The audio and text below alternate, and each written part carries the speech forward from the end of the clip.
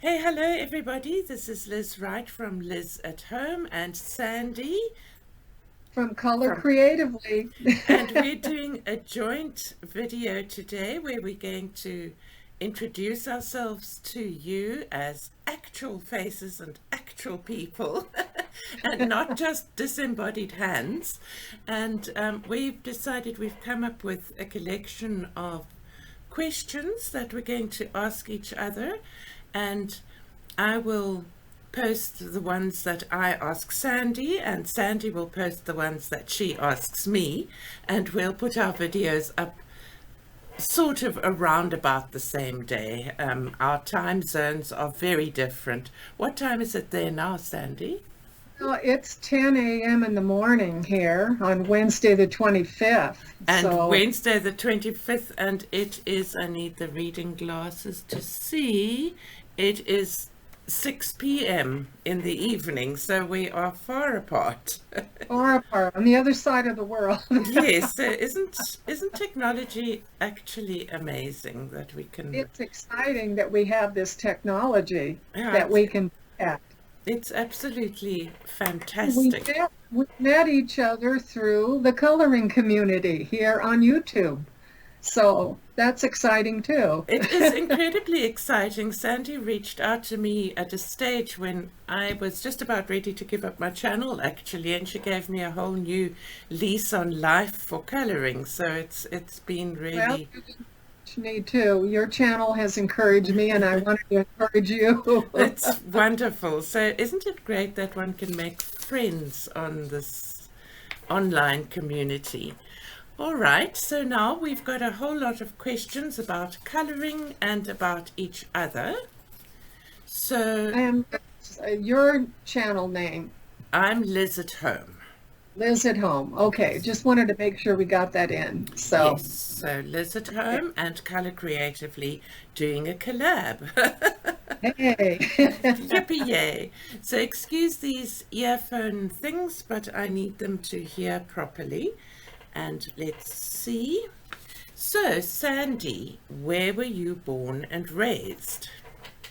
Well, I was born and raised in Southern California, in Wow, the suburbs of the Los Angeles area. wow.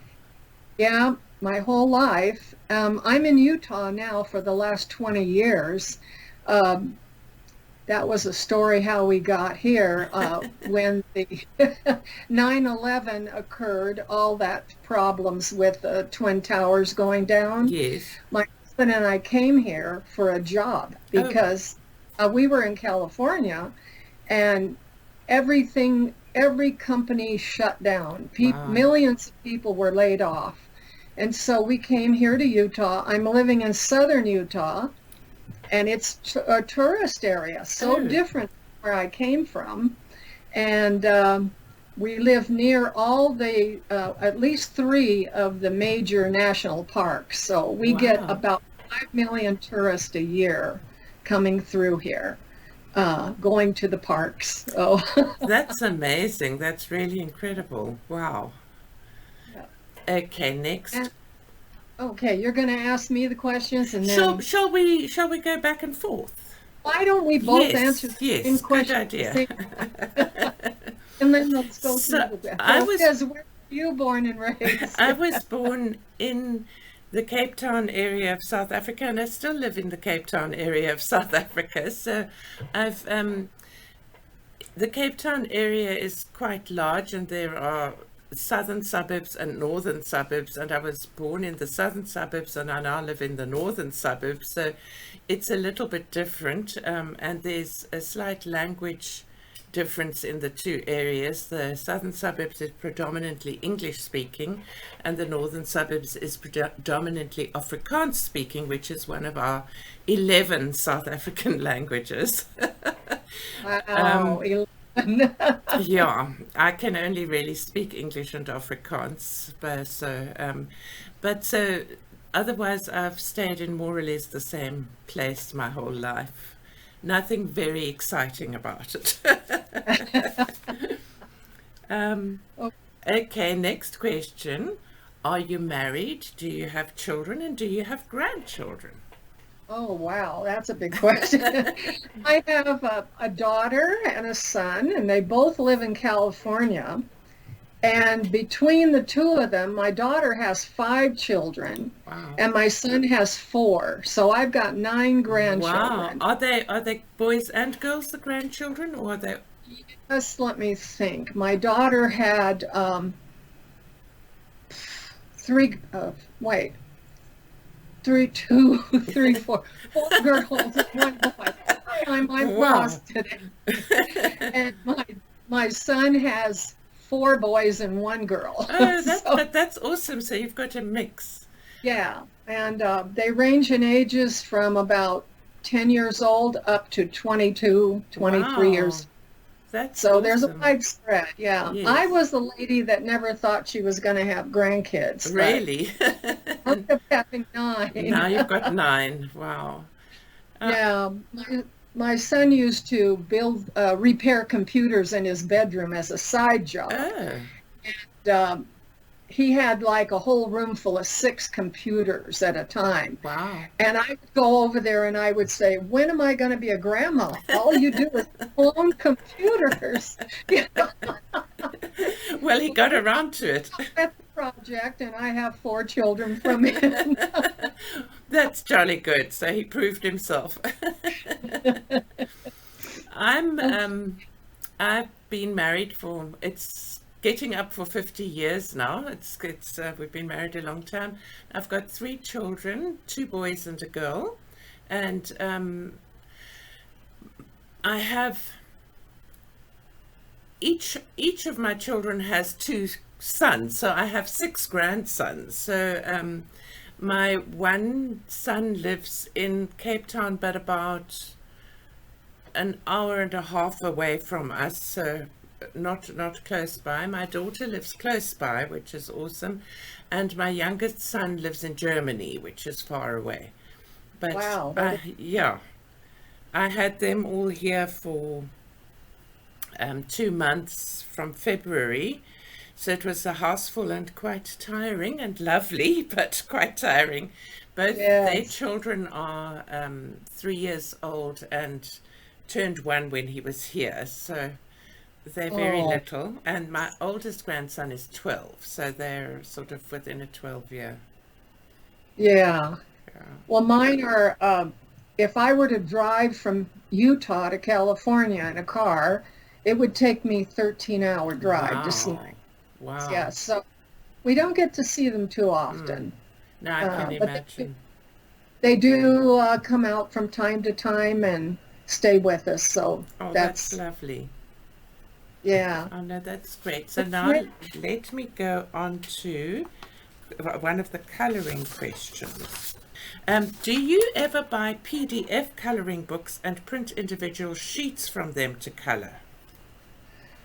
Not really. I have a few from time to time. I guess I just want to have a whole book. Really? That's me. And you know, I'm handicapped, so I can't get out and shop Okay. like a lot of people. So I go on Amazon, and I've always just had all the books at my disposal Yes. there. So I'm an online shopper. I must say, since COVID, I've become an online shopper. It's been a big thing. I like PDFs because of living in, what do the Australians call it? The boondocks, living Oh, in South Africa. We don't have everything at our fingertips. And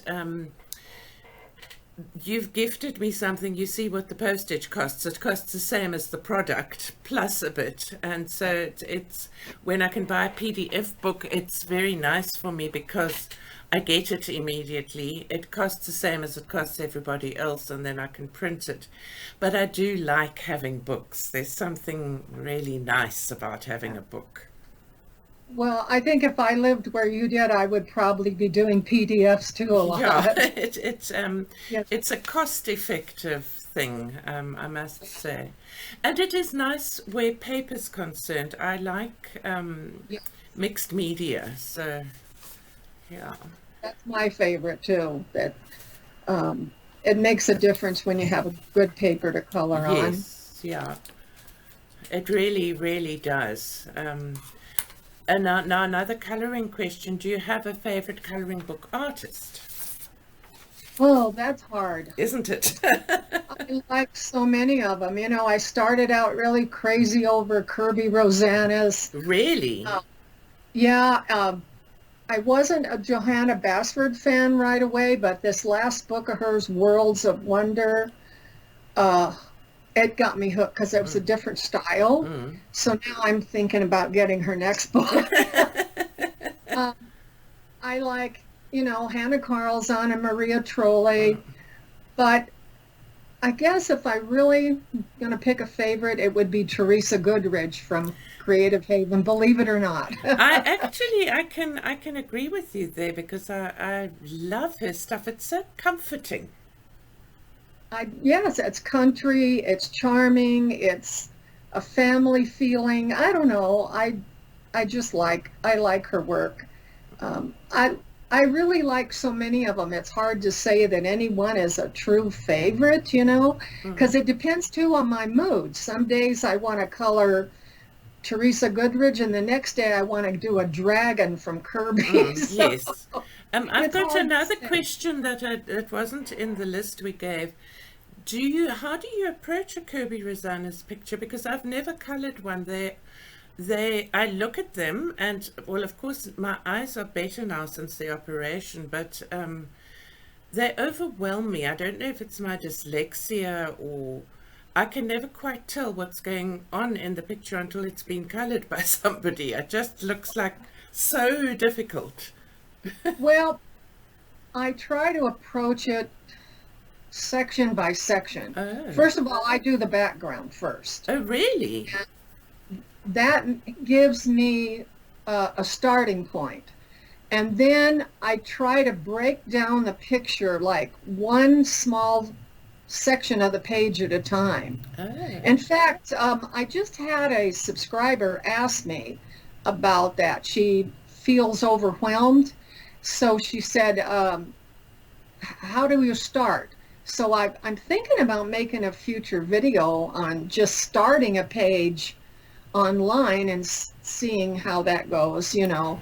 But I don't know. I just take one little section at a time. Like, for example, if I get this little section colored in, then it gives me ideas for the other images and some of the other colors that I never thought about when I started.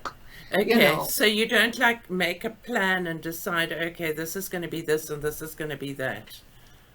Well, no, not really. I start with like 5 colors in my mind that I want to use. Yeah. One will be the background.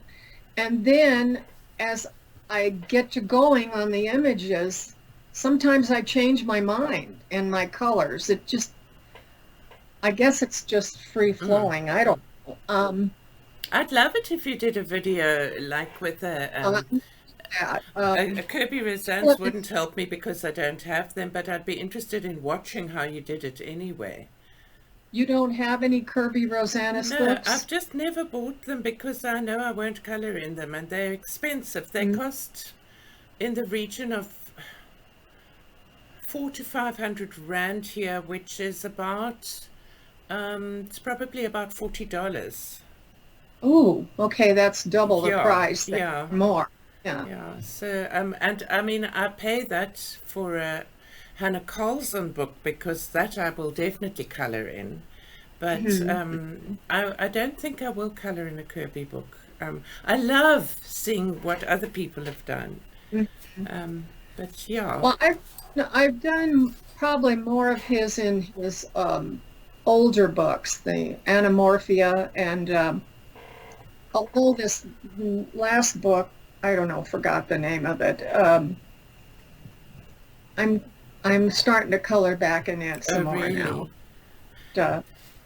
At one time, I liked all the doodles, you know, coming out of the animals.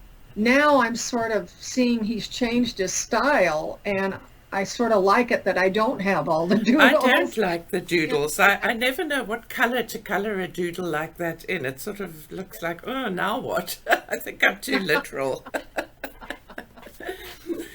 Okay, let's go back to personal. Okay, this is a good question. Do you have any family, friends, or teachers that inspired you to try art when you were growing up? Well, when I grew up, our public school did not have art classes at all. Really? All the way from grammar school through high school, we were never exposed to art. I don't know why. In the Los Angeles area, that was the way it was. I understand now the schools do that, but my father was a cartoonist. Oh, really? He he never had formal training. He just could sit down and draw cartoons with pen and ink. And when he got out of the military, he was offered a job as a cartoonist, and he refused it. So Wow. he never pursued it.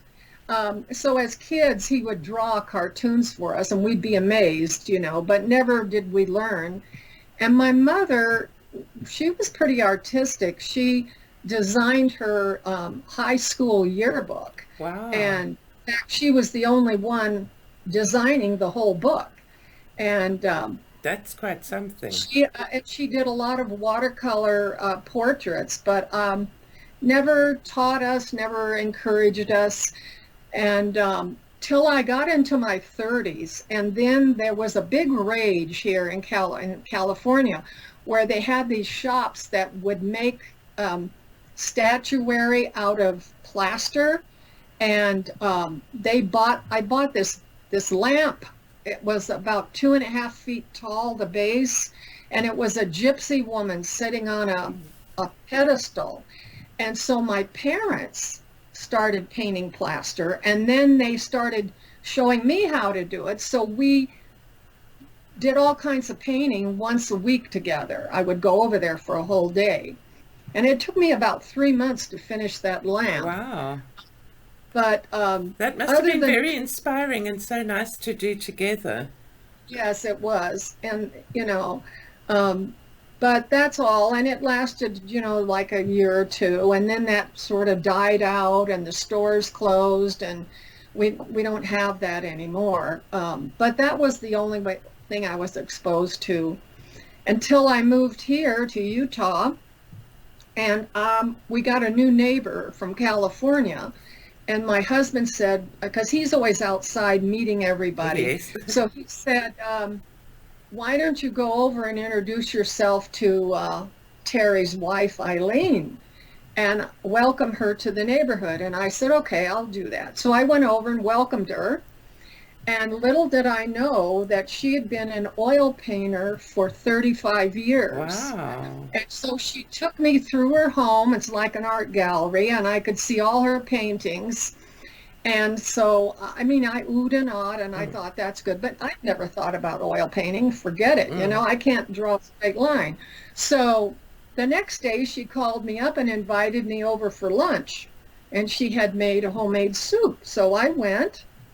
And lo and behold, she had a table set up, an easel, a canvas, all the oil paints. And she said, okay, we've had our lunch. You sit down because I'm giving you a lesson. Wow. I thought, I was so scared because I've never drawn anything. So anyway, she showed me a few things, and actually I did get through the painting. And I still have it. You must have been so proud of yourself. Well, she gave me a lot of help. And then the senior center here in my town had a oil painting class you could go to, and all they wanted is you donated 50 cents a week. Wow. So I went with her, and she was one of the teachers there were 2 ladies that took turns teaching.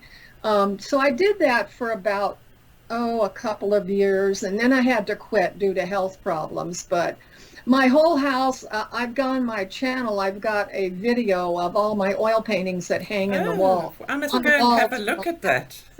Yeah, I have that. But, oil painting got to be so messy, and I had to paint in the garage because the smell and the turpentine and the oil paints itself, and you need a studio. You can't just have a small area.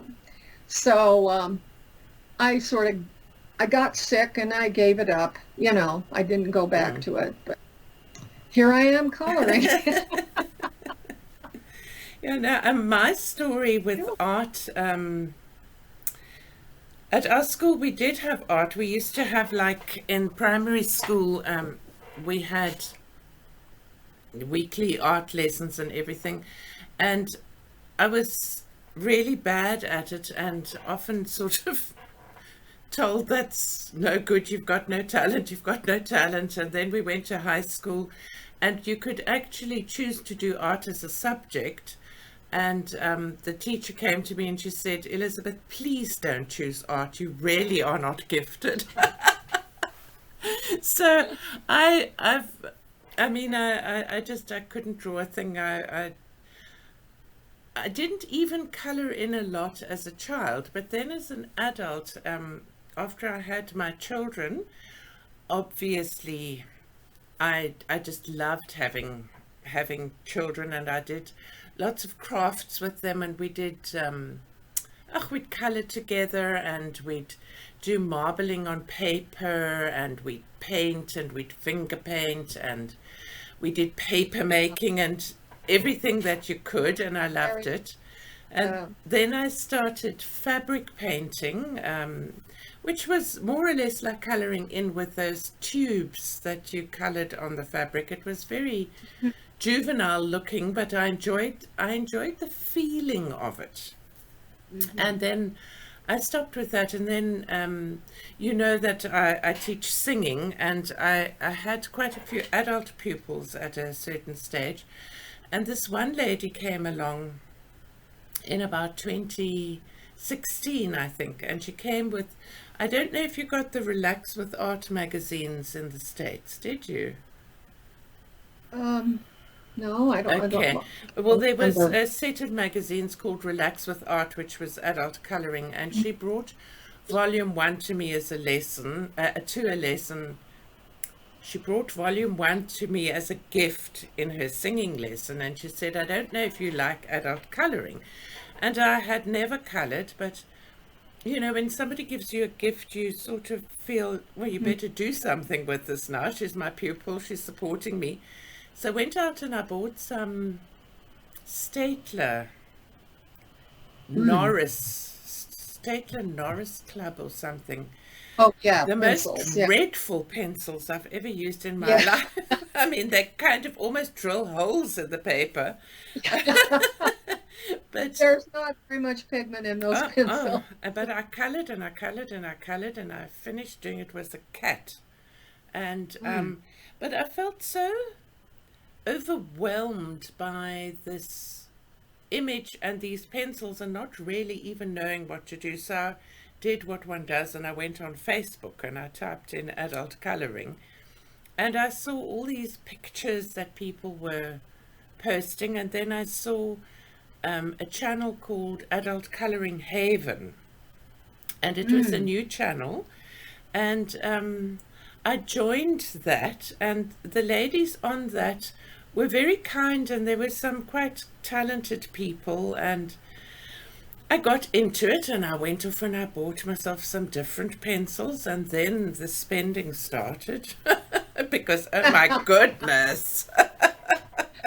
Yeah, I never had any idea how much art supplies were until I started buying them. But and I mean, I've never really looked back since then. It's become such a passion for me.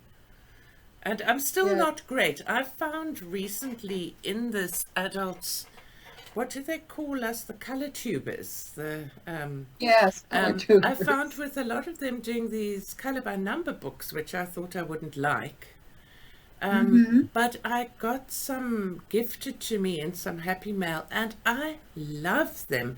I love the easier ones. Again, my eyes, I really, I feel ill when something's too small. The eye strain actually makes me physically ill. I have to go and lie down. So I found I really enjoy them, and I mean, they don't end up looking anything like a nice Teresa Goodrich or Hannah Carlson or Kirby Rosanna's picture, but they give you the rest Yeah, from thoughts and the mindfulness and the joy. absolutely. Mm. I agree on the color by number. I do. Do It's you great. also like doing them? Which ones do you like? I've digressed now from our You know, questions. I go for the George Tufexis, the They are creative, nice. and his is small spaces Mm. and detailed. But what I like about it is the numbers are very faint and small, so that when I color it, about the only time you see numbers is maybe if you use a really light Yes, yellow or something. But when I finish it, I feel like it looks more like a regular yes. coloring page. I have a couple books that were gifted to me that have great big spaces and great big Mm. numbers. So you see all that when you finish. Yes. And those have been relaxing, but They I don't like look so nice. Yes, yeah. the finished results. And I'm sort of a George Tufexis fan. Mm. I've got so many of his books and I need to color and I might get sidetracked with the others, but and I keep buying his new ones and I got to stop because I'm never going to be able to color all this in my lifetime. I sometimes, I'm digressing now. We're ending up just having a conversation from all our questions, but I sometimes, this is not G&T, this is water. Excuse me. I thought I'll just share that. I thought about pouring myself a G&T and then I thought, oh dear, you're in the morning. I better not do that.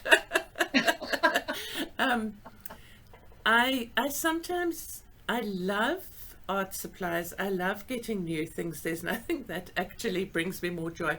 But I sometimes become overwhelmed Yes. do you also? Oh, yes. You know, when I first started coloring, I had given up oil painting and then I started, a friend of mine actually, she's the age of my oldest son. Uh, I'm friends with her and her mother. She developed cancer Oh gosh. and she was going through chemo and all of this. And so she started coloring from her stress. Yes. And so here I was after I gave up my oil painting. I was bedridden for 6 months and I can't do oil painting and lay in bed. Yes. But I decided to buy a coloring book, Oh. and she's the one that encouraged me, and I started coloring, and you know, I got hooked. But then I got worried. I thought, well, there wasn't that many coloring books Mm. around, and even online. And I thought, well, I'm going to get into this hobby, and then it's going to end, Mm. and then well, I don't have to worry about that. I've got three bookcases full of books, and I'm overwhelmed. I'm actually, many of them I bought. Some were gifted to me. Some were given to me by, well, my friend passed away. Her mother gave me some coloring books from her. Mm. And I've just got this huge collection, and sometimes I can't find what I want to find. So I'm planning, hopefully this summer, of going through these and sort of giving away some that I, like you Mm. said, that maybe I'm never going to color in. They're nice books, but I don't know that I'm going to color that kind of picture. Mm. So we'll see. I need to do that. But It's quite coloring is hard for, getting rid of the things though, isn't it? I mean, you sort oh, of yeah. love them.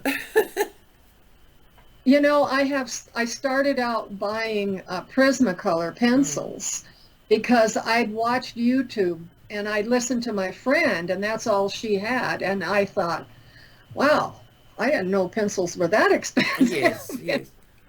But now I have a collection of all kinds of, I've got more pencils than the world needs, and but I can't part with them.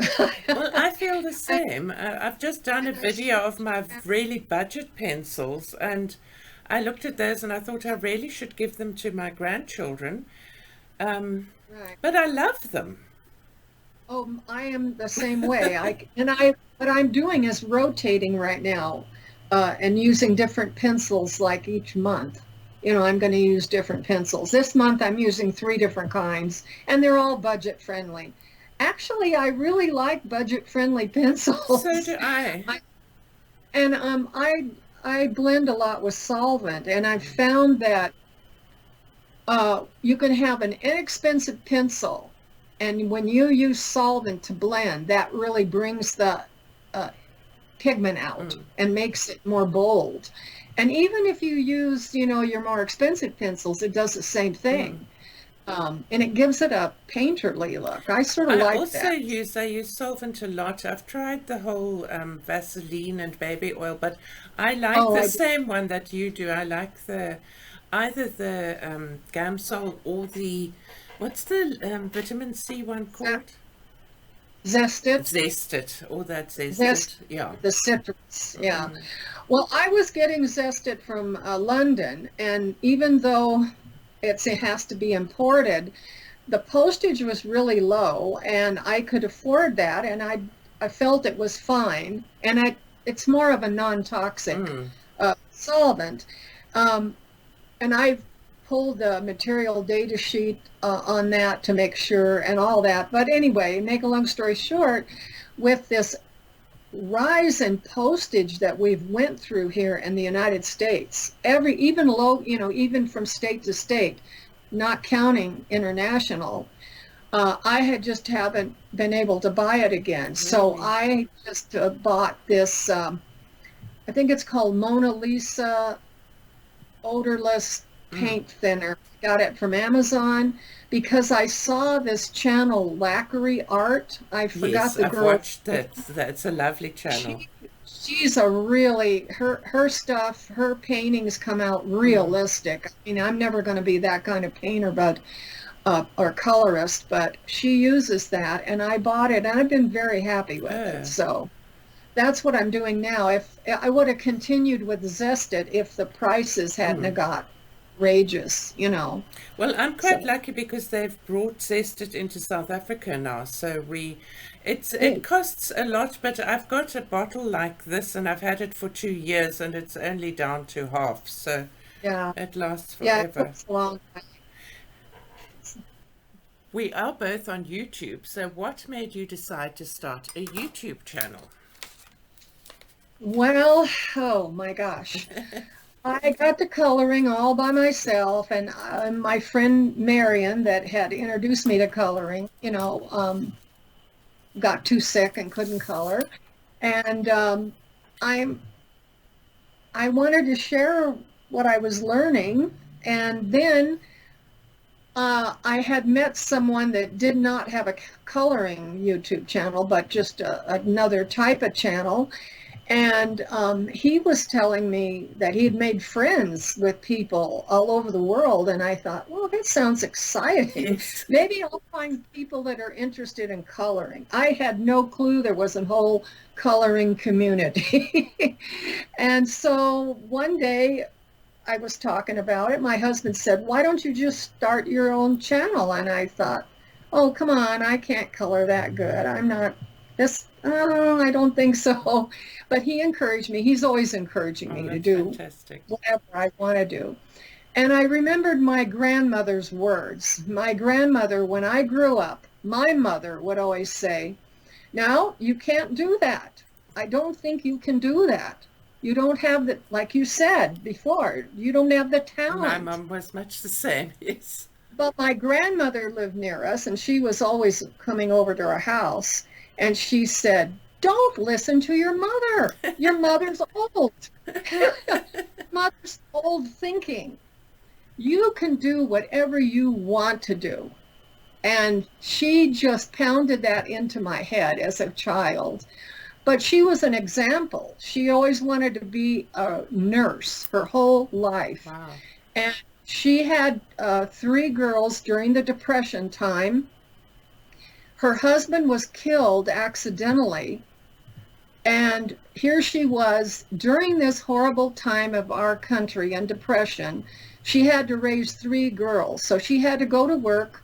She did everything from candy making to welding. Wow. I mean, she did whatever she could do. She was a go-getter. Well, after, of course, all the grandchildren were born and the daughters were married off, many years later, she was older herself. She decided to go back to school, and instead of taking 2 years to get a nursing degree, it took her 4 because she had to work and support herself. And she became a nurse, and she got a job at our local hospital, and she worked there for I don't know how many years. It wasn't too long because she turned 65. Wow. The hospital said, we have a mandatory retirement age, and she had a fit. No one was going to tell her she was too old for nursing. She just started her career. So she then went to work for a rehab center, or I would call a convalescent home type setting. And she was a full-time nurse till age 77. Wow. She loved her job, and she would always say, if I can do it, you can do it. That's fantastic. That's such an inspiring story. Yeah, she was quite a lady. She didn't let anything tell her she couldn't do it. If you told her she couldn't do it, she would do it. Yeah. I think I'm a little bit like that because I not with the YouTube channel, but with my singing, people told me you can't do it, you can't do it, you can't do it. And I ended up being a professional opera singer. I mean, I couldn't get into the choir in primary school. I couldn't do all sorts of things. But then I'm very bloody minded. If somebody tells me no, then I think, well, I'm going to, because I don't say no to me. Fantastic. Wow. But with the YouTube channel, I've watched quite a number of YouTube channels, and I like community, much like you, and but I really don't like driving. So I like the Facebook groups, but I find them quite tiring sometimes, actually, you know, the constant groups. And there were a couple of YouTube channels that I really liked watching, and then I thought, I'm retiring next year. I'm going to miss everybody that I see every day. I need to have a purpose. I need to know that I need to put out 2 videos a week, or 1 video a week, or whatever. I need to give myself a job. I knew I would teach a little bit part-time, but that is, if you're working with children, it's very different to doing something that's a hobby passion. So I decided to start it, and I like it. I'm going to digress now and then ask you the same thing. On liking it and enjoying it and loving the community, I do find it quite a stress to run a YouTube channel, because there's a constant demand of myself. Nobody else has made that demand, but I decided to start the channel, and I decided I wanted to try and put out 2 videos per week.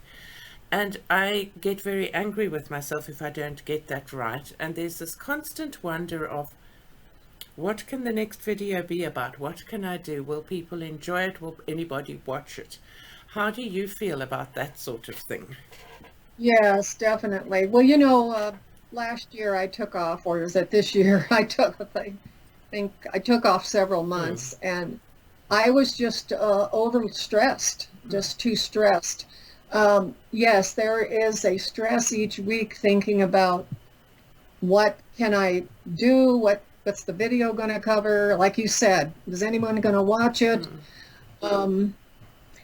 But then after I didn't work on my channel for a few months, I missed it so badly. And then I kept getting all these wonderful emails from subscribers saying, we'll take your time whenever you're ready to come back. We're here. We're not going to go anywhere.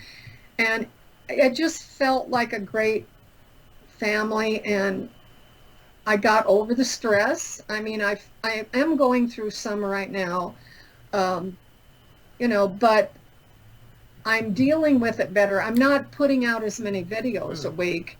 I was doing 3, 4, sometimes 5. That's way too many. Mm. I think most people who are viewers, I know when I was a viewer of YouTube, I had no idea what the creators go through behind the scenes. You don't just make this video and then just click a button and it's posted. You have, like, you know better than I do because you can do editing, how much time that takes. Yes. And at the time I was starting my YouTube channel, it would take me sometimes for a 30-minute video, 5 hours to upload it. I don't know. I think part of that was YouTube at the time. I noticed they've improved a lot now. Also, my internet provider upgraded his whole business. I live in a real small town. I've got like 10,000 people here, and we're country. And this gentleman it's a private individual who owns his own internet company, and he can service this area of the state. A lot of other bigger companies won't even bother. Wow. So I've been with him quite a few years, and he upgraded. So now I don't seem to have that as a stress. That isn't a stress. So, but yeah, it's, if you out there don't know anything about YouTube, support your creators, even if it's just a thumbs up and a comment. Yes. That really goes a long way to encourage you to keep going, don't you think? I do. I find that I put out a video and I excitedly wait to see if anybody's going to comment, because I love the community. Yes. The community part of the comments. I really like that, and I try to comment when I watch somebody's video. I do find that I watch some things on my TV, and of course then you can't do anything, you can't comment or anything, and I usually intend to go back and leave a comment, but I don't always remember. So I've realized that is something, but it does make a big difference, I must say. I also keep thinking, this must be so boring what I'm turning out here now, and yet people seem to enjoy it, and I enjoy watching ordinary, regular people. I love watching the big channels that are artists or that really teach or something like that. But I enjoy the ordinary people that just do chatty videos that I can relate to. Absolutely. Yeah, absolutely. I look at some of the big channels, the people, and their coloring is so fantastic. Yes. I think, I'm never gonna, I can't do that. I'm not there, but I just sort of found my little niche when I came to YouTube with using stencils and backgrounds. It's and lovely. My big thing is chalk pastels, and people say, "Oh, I hate it," and I'm getting ready to do another video on chalk pastels, but this time how to turn it into paint. I'm going to that's paint, interesting. and not with expensive ones and the cheap chalk pastels, So I don't know. I just sit here when I buy an art supply. I sit here and try to think, well, okay, it does, let's say, backgrounds. What else can I do with it? And I get excited when I can buy a budget-friendly product and find 2 or 3 different uses for it. That's sort of what, I don't know. And I didn't know if anybody had any interest, but it seems that they have. So I've just sort of kept up with going in that direction, as I've gone. A lot of the people that I used to watch on YouTube have now on their channels changed their name of their channel and changed the whole focus. They're not coloring hardly any. They're doing other crafts or hobbies. Diamond painting seems to have taken a lot of,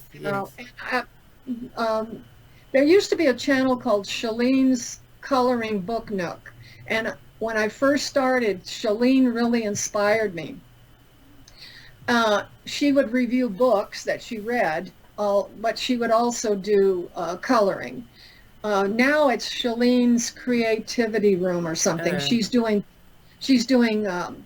needlepoint and I don't know, planners, all about 3 or 4 different things. And I just can't do that. I need to focus on one thing. Uh, um, I've got this hobby that's just taken over coloring. You know, I don't know when they have time to do all these I things. find that I love watercoloring as well as coloring, Mhm. watercolor painting. And I find it quite hard dividing myself in two and doing both. I love doing sort of watercolor and doodles and also painting some simple watercolor landscapes and things like that. So I try to incorporate that into my channel as well. I I do really find like, that watercolor in coloring books, um, the kind of watercolor I like to do, which is on watercolor paper where you can do wet on wet and let the paint play, you can't really do yes, in a coloring book. I'm now right. exploring gouache a little bit, and I thought I'm going to try doing a coloring book, a page with gouache, and probably end up using it more as a base and detailing with pencil. But I'm Right. interested to see how that will work, especially in a book like um, maybe a Hannah Carlson or something like that. It Yeah. will be fun to try. Let me go back Yes. to, we have this great list Okay. of questions, and Okay.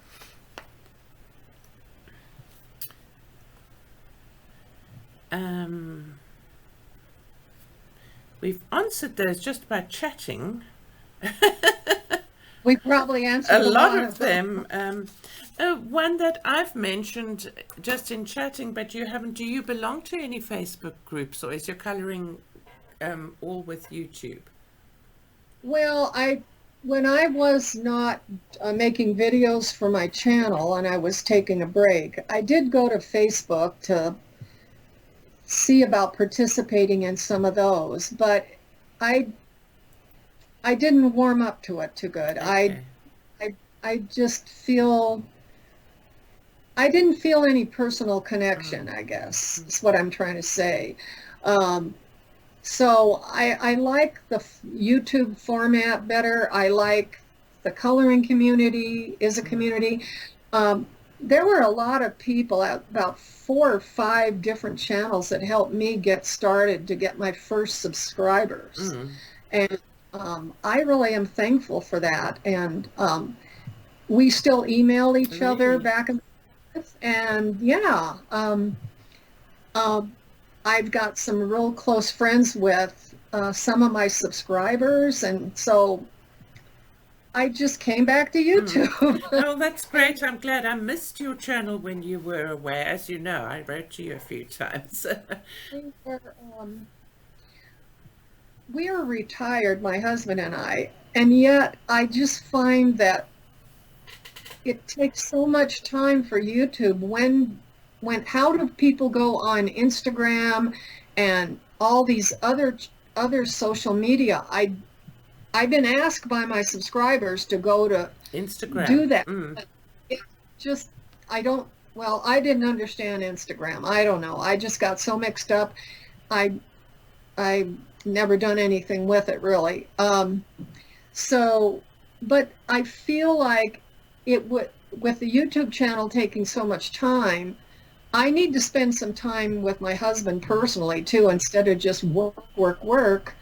And, and that would just be more. Mm. And so I've decided I'm just going to be doing YouTube, for Yes. me. Yeah, well, that's fair enough. I also I do belong to some Facebook groups. I with another lady who's taken off over more than I used to run it, and um, she's sort of helped me because I just became overwhelmed with it. There's a small private group that I don't think it ever advertises called Coloring Book Color Along, and I like that group because there's a community on there. I think there are about 260 members, but there are about 10 members that actively take part, and we do color alongs. You choose a picture, and then people chat there as well. So I like that group, and a lot of those people don't watch YouTube.